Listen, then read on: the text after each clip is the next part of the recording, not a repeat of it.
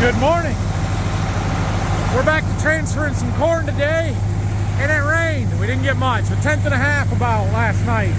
Still kind of misty and drizzly a little bit, but not really raining. We gotta haul corn today.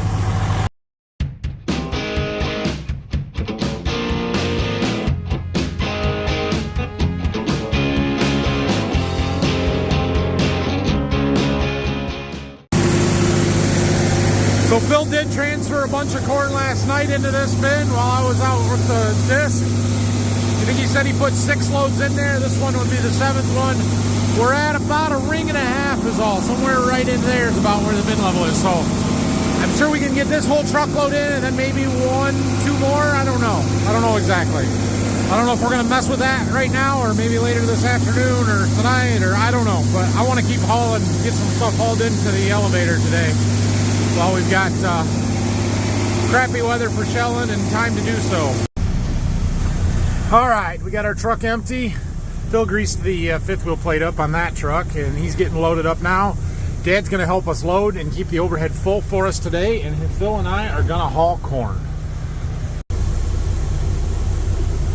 My turn to load. All right, load number 1 for the day. Let's see how many we can get done. Phil left with his first one. Dad is refilling the overhead bin for us. So we can hold about 3,000 bushels in our overhead, 3 truckloads. And that's great. But when you're hauling 2 trucks out kind of back to back, you're gonna run out of corn on your second fill up between the, So Dad's just gonna keep that full and make sure we've got 2 loads in there every time we come back. And we should be able to haul a lot of corn. Pretty quiet here today. At least we won't be waiting in line. Dump them and go. Well, Phil isn't too far ahead of us. He's not even loaded yet by the time we got back, so that's, all right. All right, trip number 2. 58 minutes from the time we were pulling out the driveway on the first trip to the time we're leaving right now. It's 58 minutes. Round 3. 58 minutes again. Exactly. And somehow or another I managed to pass Phil. He stopped somewhere for some reason. I asked him if they were full yet, because we've had really good yields around here. And you kind of wonder, is these elevators going to run out of space because of all the bushes? Because I'm sure we're not the only ones with good crops. And they acted like they got plenty of room on corn yet, but corn harvest has got a long ways to go. He did say they had a lot of beans though, and they were kind of getting full there. They're starting to fill they're filling their 4th concrete silo with beans. I don't know if any of these actual bins have beans. I would assume at least one of them does. So I'm glad we got our beans out and we're done with that. They were supposed to get a train in last week that canceled or something. I don't know. So that might be a problem here as we move forward. Fortunately, we're far enough ahead of the game on harvest that I think we'll get our stuff delivered, but some of the guys that are later or behind, not behind, just not as far along on harvest may have trouble finding somewhere to go with all of it. 14.98 moisture, 56.22 test weight. We'll take that. Those are good numbers. Fuel and lunch stop. This one's going to be expensive, and not because of the lunch. Like I said, expensive. Apparently we're on lunch break here. Trip number 5. Number 4 was a long one because we had to stop for fuel, so that one took like an hour and 40 minutes. I'm hoping we can do, I don't know, 2 or 3 more, and then we should have enough hauled really for now, and we can finish filling that bin and get that done so we can shell corn tomorrow. That would be ideal. Plus we got to dry what's in the wet bin, so we need to get our dryer moving. Load number 7 for the day. I'm sure this is riveting YouTube content. You guys got to be just loving this video. Dad's doing a great job keeping the overhead relatively full and us moving. It is a little after 3. I should get this one and 1 more in. Phil should get at least 1 more. I don't know if he'll get a second one. I'm assuming they close at 5 today because it's rainy, but I don't know that. Well, dang. All of a sudden, they're busy. And we get to wait now. Maybe we won't get another load in today. I think they're actually loading a train today. They must be messing or doing something, switching legs. I don't know, because they aren't dumping any trucks at the moment. They're going to be here for a little while. Well, now they're calling people around me. They have beans. And this guy didn't really get called around me, but he's just going to go, because... Sure, go ahead, man. I just talked to him for a second. Said they were supposed to have 4 rail cars that are load today, and it turned into 13. So that slowed them down. Took a lot longer, and they plugged a downspout or a pipe on pit 4 there. So yeah, that'll slow it down. And they are closing at 5. It is now after 4. We aren't going to make it back, which is fine. We got a lot in. Phil should get one more, and we'll go get that other bin full, and we'll be ready to shell tomorrow. All right, it is 4:30. We made it back here. We're probably not going to make it back in. No, we're not going to make it back in because I'm not going to try. I don't know that we could if we did. And with them guys having trouble and stuff, I'm just not going to bother. We hauled 7 loads each today, which is 14,000 bushels or just a little more. That's good. So we need 1 or 2 more truckloads in that bin right there. That's what we're going to do now. So I'm going to load this up, and we'll put it in the bin, and then we'll see where we're at. I'm also going to fire the dryer up and start working through that wet corn. We'll just dry it right into the overhead because we're taking some out now so we can keep filling it back up. The bin's full. Phil's working on getting the auger taken down. He kind of wanted to haul corn all day again tomorrow. I am not hauling corn all day again tomorrow. I'm going to shell corn. So we compromised. I'm loading the trucks up, and we're going to each take another load in the morning, and we're going to refill the overhead here tonight. I'm not going to start the dryer up because if we're going to haul corn in the morning, that'll give us, we can start the dryer when we get here, let it run while we're hauling those first couple loads in. It'll have a chance to get moving and get some of that wet bin work down. It's moving really fast right now, 1,800 bushel an hour. So even though there's 3 lights showing, it's going to catch up pretty fast. If we don't get shell until 10 o'clock, that gives it a couple hours. Should be fine. Anyway, that's the plan now, I guess. All right, we're done transferring. Overhead's full, the 2 trucks are full, the bin is full. Let's see how empty this bin is. If we can see anything. Oh yeah, it's down a long ways. Excellent.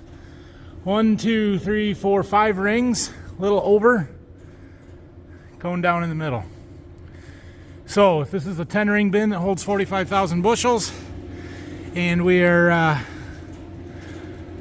halfway down, it should be 23,000 bushels in there because it's coned down and we can cone it up. So I would say we can get close to not quite 25,000 in there, which is convenient because we have about 26,000 bushels in the field to harvest yet.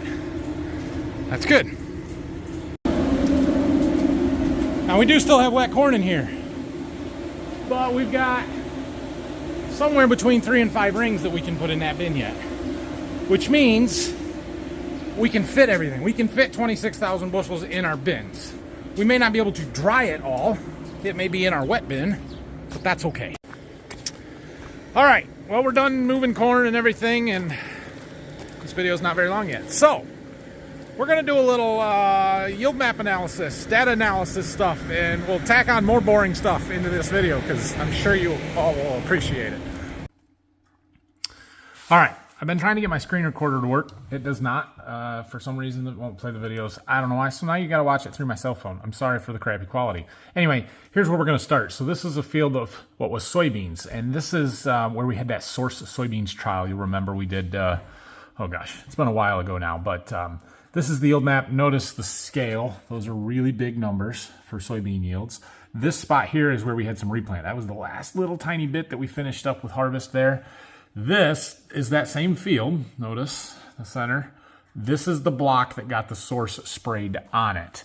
So you'll look down here at the bottom, and it says we used Miravis Neo, water, Indigo ZC, which was our fungicide, and source soybeans. Now I can pull up this map that will show you the rest of the field here, or at least the rest of this part of the field. They got sprayed with, where's it at? Miravis Neo, Indigo ZC, water. So the only difference is the source in that block. So we're gonna go back to this one, target rate. Okay.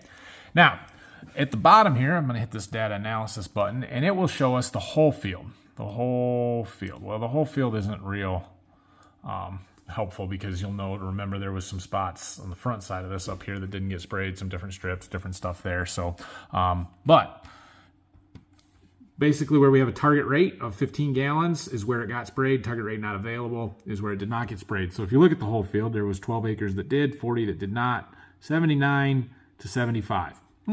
Showed the difference, right? Well, hold on. Let's isolate out just that selected area. We're going to start, something like this.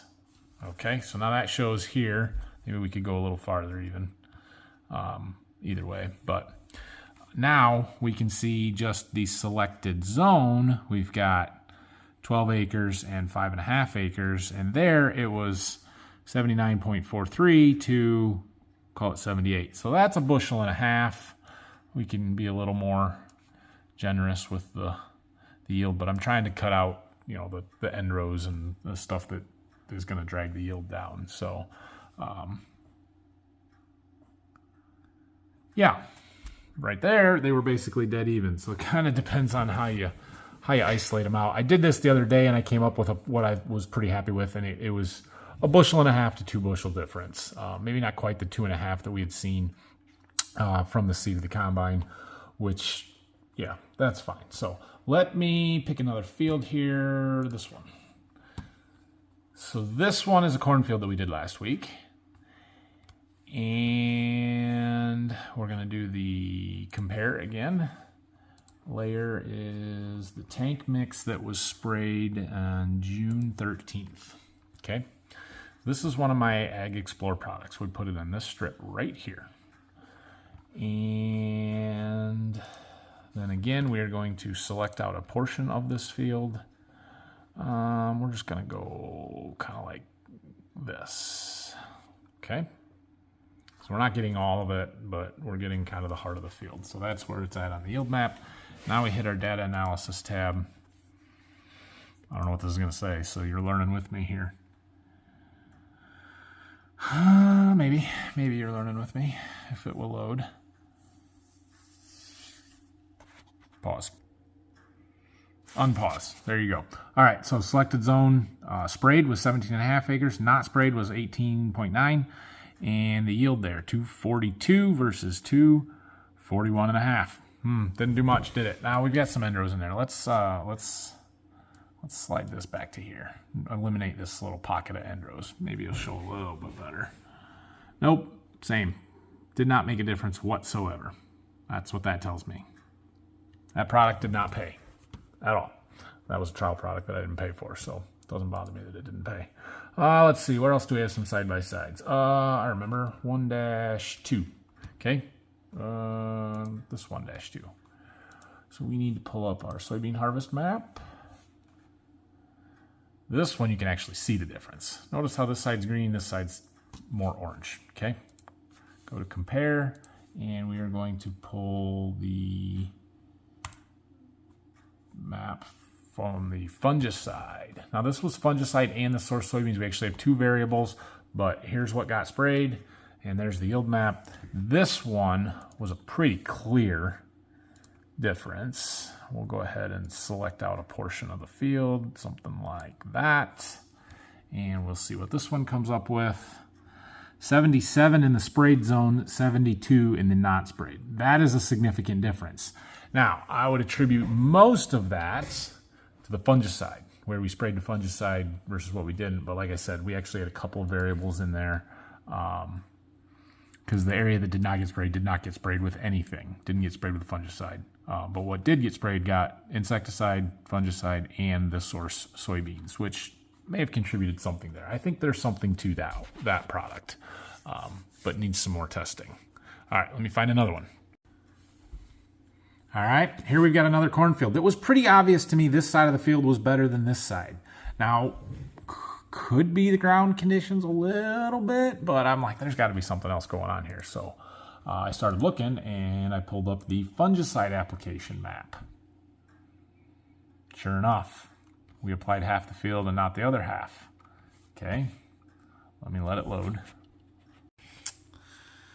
All right, so we selected all of the sprayed area, or most of it, and some of this not sprayed. Here's what it's at on our yield map. And let's see what the data analysis on this one says.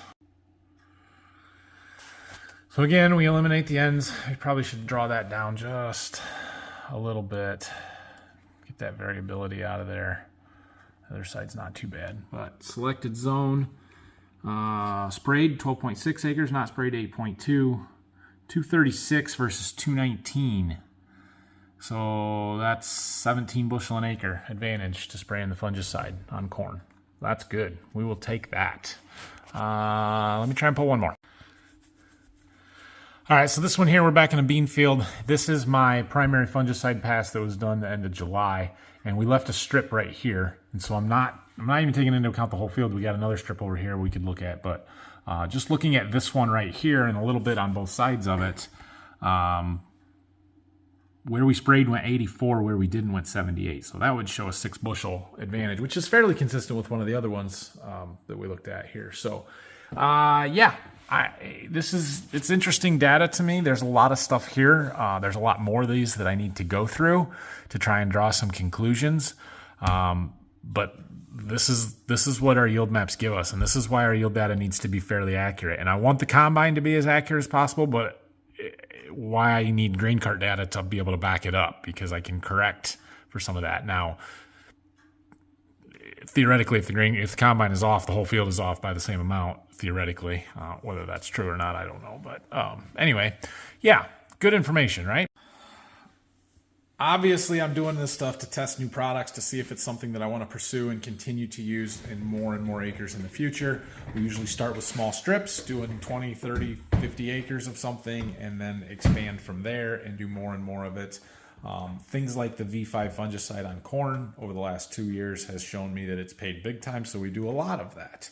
Fungicide on soybeans, the main fungicide pass at R3, pays big time every year. That's a consistent thing that we do. The foliar feeds and the second fungicide passes and some of that kind of stuff I'm still playing with. I'm still testing. And honestly, the foliar feeds I have not been able to make pay yet. We had really good crops this year. We had really good crops everywhere. It wasn't just where I sprayed those. And so, I don't know. I'm not sold on that. I'm still analyzing. I got more of these side-by-sides and stuff that I need to sit down and do. I haven't had any chance to do it yet. Even this was just a real quick walkthrough. I need to really sit down and spend a day going through this stuff and make a plan for next year. But the technology that we have and the ability to gather that data gives me confidence to be able to go back and look at it and determine whether or not that is actually helping and actually making a difference, and not just yes and say, oh, I think it was better, or nah, it didn't do anything. I can prove it one way or another. So anyway, that's what we got there. Thanks for watching today. Back in the combine tomorrow, or a grain cart or something, but back to harvest. So 2 days. We got 2 days to finish here at Waldron, and then we move to Berkey. We should have room to do it now, so let's get her done. I should note that it is still drizzly, raining, kind of. We've had about 1/4 inch total is all, so not enough to keep us out of the fields. I thought it was going to taper off and end overnight. If it is still rainy and crappy in the morning, might be the middle of the afternoon before we get going on stuff, but we'll see. So thanks for watching today. Hit that subscribe button, like the channel, or like the video, subscribe to the channel, and we'll be back in the harvest videos tomorrow. So we'll see you again in the morning.